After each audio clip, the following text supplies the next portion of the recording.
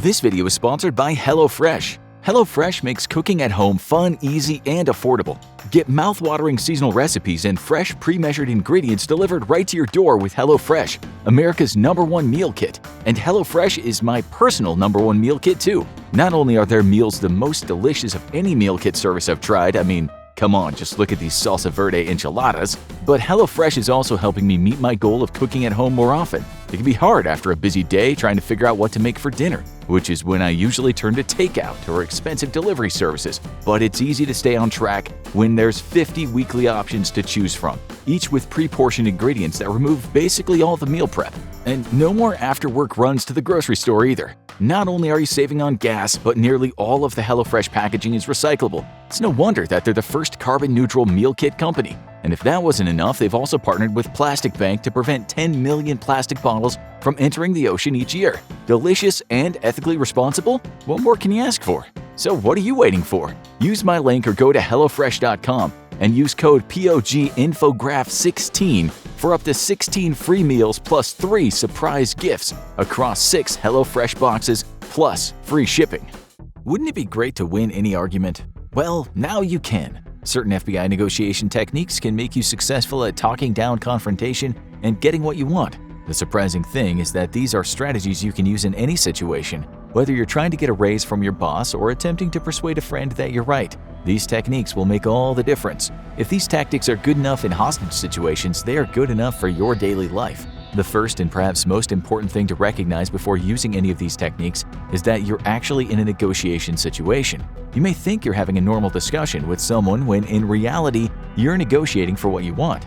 FBI experts warn the most dangerous negotiations are the ones you don't know you're in.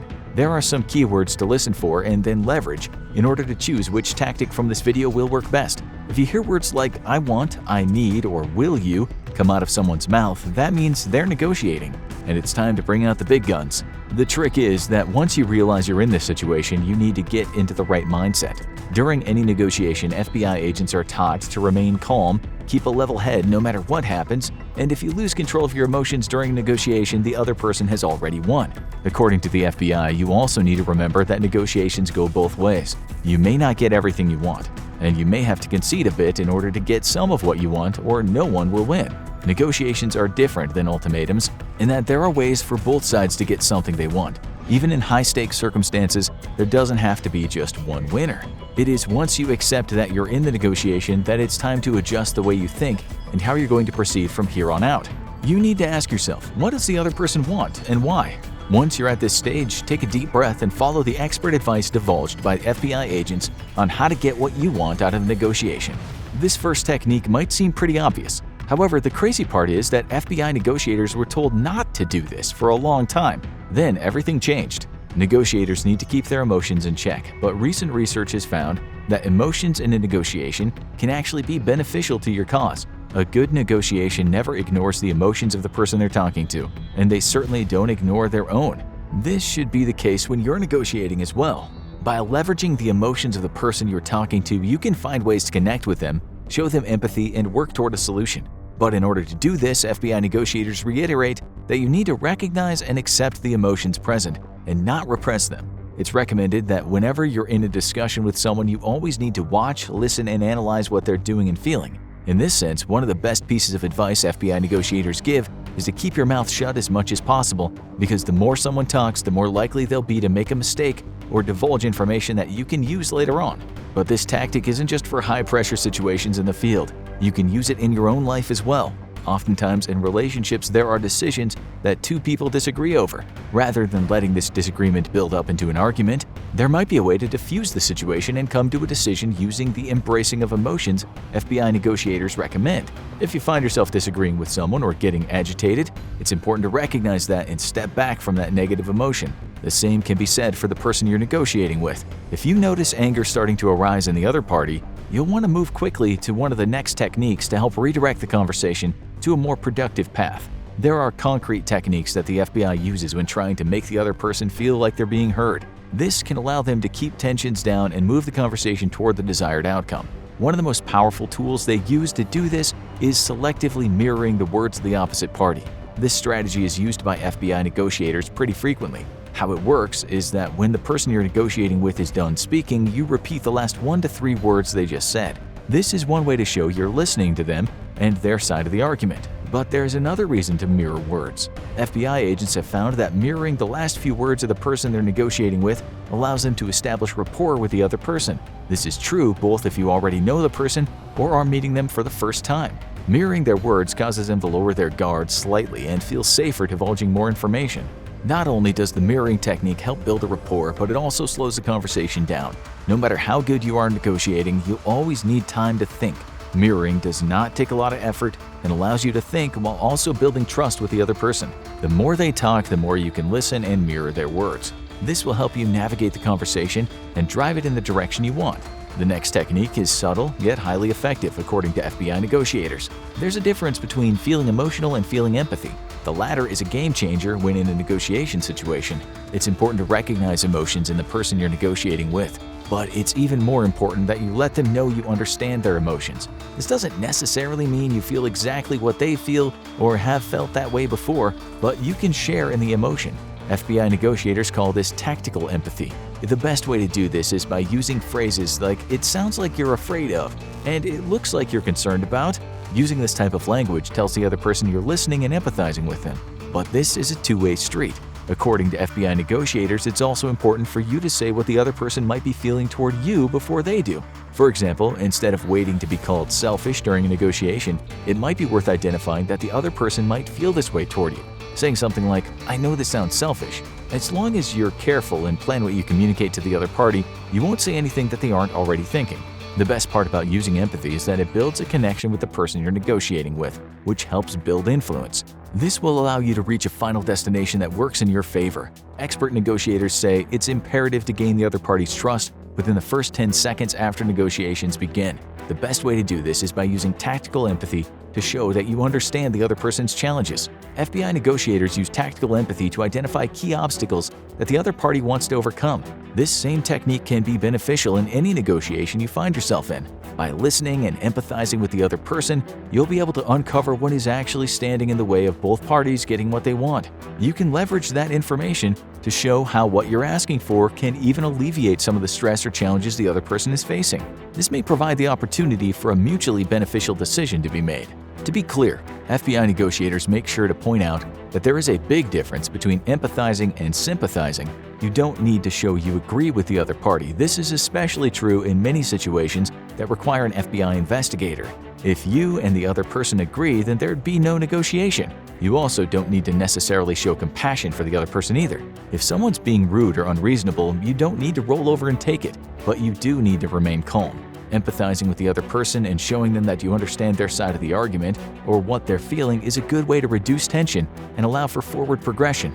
This might be hard to hear, but you're going to make mistakes. Whether it happens during your normal day or during a negotiation, no one's perfect. However, FBI negotiators emphasize that making mistakes is okay and being corrected by the other party is actually what you want, because it can cause them to let their guard down. Admitting our mistakes is extremely difficult. We can oftentimes get defensive even when we know we're wrong. This problem can be exacerbated in a negotiation situation unless you use your mistakes to your advantage. In fact, FBI negotiators will often intentionally make minor mistakes, so the other person will point them out, and the negotiator can admit that they were wrong. This tends to put the other party at ease, which allows for a more productive conversation. FBI negotiators explain that the reason making mistakes works in these situations is because the other side can actually feel enjoyment from pointing out your error. This causes them to want to continue talking to you and let their guard down. Being at ease also tends to force people to feel like they're collaborating instead of arguing, which means they might be more willing to listen to what you have to say as well. All of these positives come from just admitting a mistake you made. There's also a more sneaky side to this technique. By purposefully mentioning a challenge that the other person is not currently facing, they'll stop arguing to correct you. When this happens, they may also reveal information that you can leverage. In a situation where you plan on intentionally making a mistake, you need to calculate your cost-to-benefit ratio. You don't want to annoy the other person or sound incompetent by making a lot of false assumptions, but if you make a mistake, either by choice or accident, it's almost inevitable that it will help lower the guard of the other person and cause them to open up and divulge more information than they would have initially. It may also be helpful to examine this technique in a real-life situation. If you're asking your boss for a raise and they keep refusing, you might make the intentional mistake of saying, "It's okay that you can't increase my salary by much since the company didn't make as much profit as we expected this year." If you know this information to be false, it could trick your boss into correcting you by saying the company actually exceeded profit expectations. At this point, you can then leverage that information your boss just put on the table in order to explain your role in helping make that profit, and therefore as a justification for getting a raise. FBI negotiators warn that accepting your mistakes is one of the tougher techniques to master. It's not something that comes naturally, as we don't normally like being wrong. And chances are, in a negotiation situation, your mistakes will not be planned, but will happen by accident. Some negotiators even suggest practicing this skill by using deductive reasoning to analyze different situations you're in. Sometimes you'll be right, other times you'll be wrong. When you're wrong, practice accepting that fact, especially when someone corrects you. It'll be hard at first, but with time, you'll be able to easily accept being corrected, which will help in future negotiations.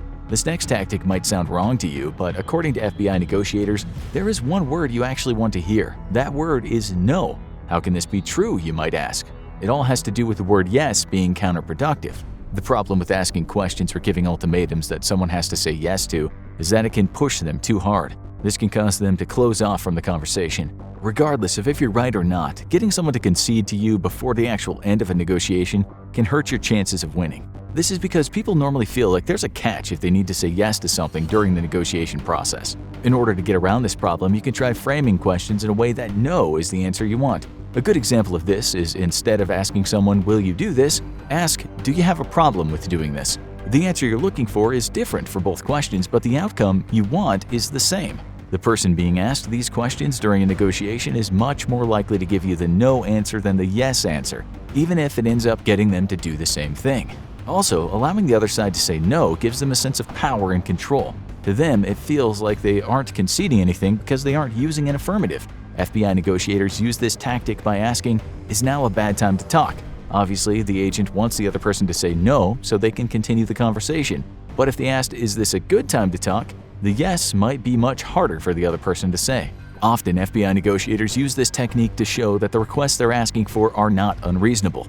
This can also be done in everyday life. If you want someone to clean up after themselves rather than asking, "Can you please stop making a mess?" you can ask, "Would you mind picking up your things after you're done?" They're much more likely to give you the answer you want in the second question because they feel like they still have power in the conversation. FBI negotiators also have another technique they use in conjunction with asking no questions. There is a special tool in their arsenals that can redirect a conversation in a way that tricks the other party into agreeing to the negotiator's terms. There are two simple words that every FBI negotiator loves to hear: "That's right." There are a few reasons for this, but the main one is that the words "that's right" are a cue to the negotiator that they're moving in the correct direction. It means they understood what the other party was saying, and now they can use other means to get them to do what they want. But there is another more powerful reason why "that's right" is so important to hear during a negotiation. You should always keep an eye out for those words because it means that the other person feels understood. This is connected to the empathy tactic mentioned before. The more the other person believes that you understand what they're saying or how they feel, the better chances of building some kind of bond or relationship with them. And the crazy part is that when someone says "that's right," it likely means they're starting to let their guard down. This building of trust, no matter how small, is a huge win in any negotiation. One of the easiest ways to get someone to the stage in the discussion where they'll use those magic words is by reaffirming that you hear what they're saying.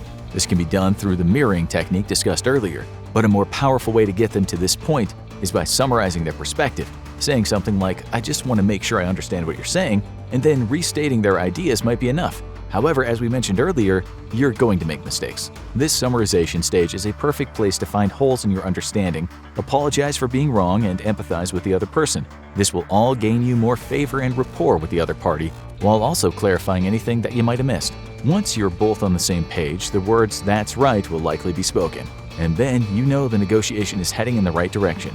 It's important to note that just because you're repeating what someone is saying to show you're listening does not mean you agree with the other person. Saying "I agree with you" can be counterproductive to your side of the argument, and that could prevent you from ending up where you want. By working toward the "that's right" statement, all you're doing is clearing up misconceptions and breaking down barriers. When you reach this point, it's important to remember the exact facts that got you to the "that's right" in the first place. This is because if you need to gain trust back later on, you can bring it up again. For example, you discover that someone is overwhelmed because they have too much on their plate and they make that known to you. Don't be afraid to circle back to that fact when you need to refocus the conversation. If your negotiation tactics go sideways and the other party starts to get disgruntled, remind them that you heard how overwhelmed they were and understand how stressful it can be.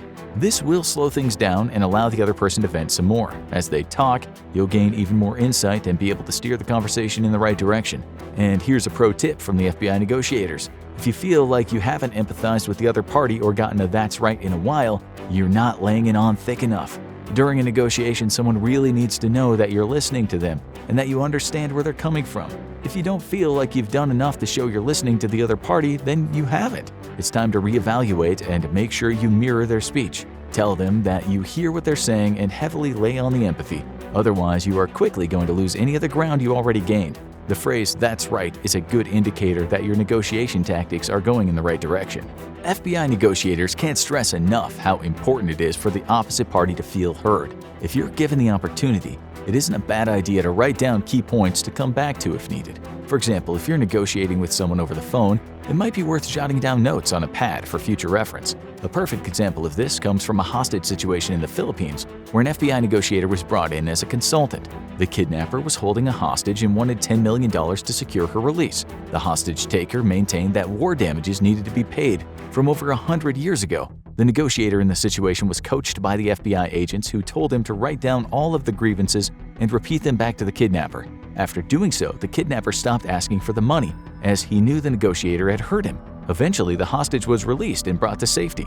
The power of repeating what the other party is saying while in a negotiation cannot be overstated. It's a key component of every FBI negotiator's arsenal. They don't agree to the terms or demands, but they do listen to what the other party has to say and make sure they know they've been heard. A more obvious negotiation tactic that you oftentimes see in the movies is when a negotiator allows the other party to believe they have control in a situation. The great part is that if you use the techniques discussed in this video, you can actually create this illusion. According to FBI negotiators, you should never try to force the opposite party to admit they were wrong and that you're right. In any type of negotiation, this will never get you anywhere. However, there is one trick that can allow you to tire out the other party and give you the upper hand. By causing mental fatigue in whoever you're negotiating with, you'll provide yourself with more opportunities to maneuver the conversation in the direction you want. You can tire out the other party by asking them how or what questions. Then all you have to do is sit back and listen to their response.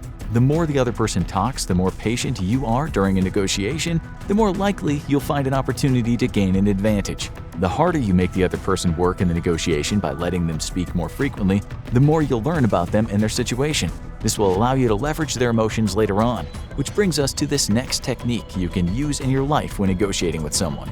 As you listen to the other person, take note of the different emotions that arise. If you can find something that triggers a positive emotion, hold on to it. FBI negotiators are always on the lookout for ways to magnify positive emotions to help put the other party in a positive frame of mind. This can make them more comfortable and relaxed, making them easier to reason with. It also is important to remember that in every negotiation, even those in everyday life, both sides have strong convictions. As much as you want the negotiation to come out in your favor, the other party wants that exact same thing for themselves. It should also be said that all the tactics mentioned in this video can also be used against you. Therefore, you always need to be aware of what the other person is doing to make sure you don't get fooled by the same tricks you're implementing to win a negotiation. And this brings us to another important point, something that is much easier said than done.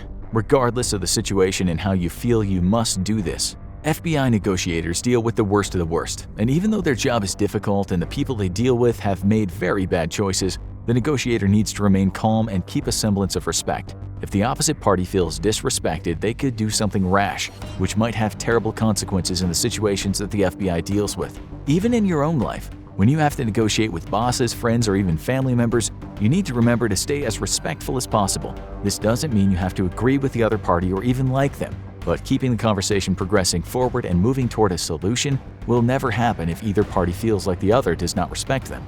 FBI negotiators know that if you show respect, you will receive respect in return.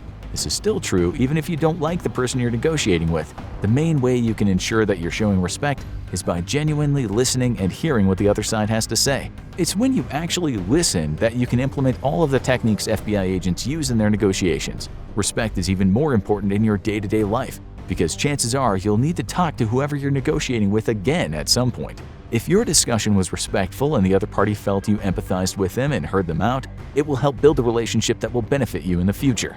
Now watch FBI versus CIA. How do they compare? Or check out This Is How the FBI Will Catch You on the Dark Web.